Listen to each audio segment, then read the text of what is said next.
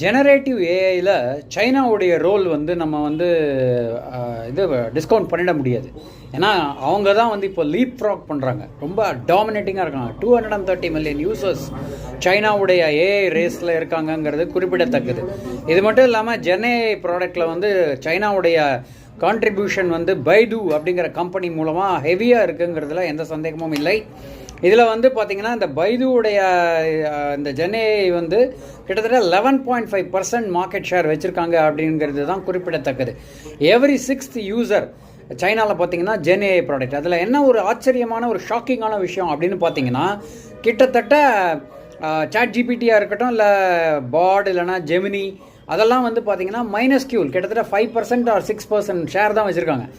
எல்லாமே நமக்கு தெரியும், China is always home grown. அது மாதிரி அவங்களுடைய லாங்குவேஜை தான் இந்த ஜென்ஏஐலையும் பேட்ரனைஸ் பண்ணுறாங்கங்கிறது தான் மிக முக்கியமான செய்தி. Friends, thank you.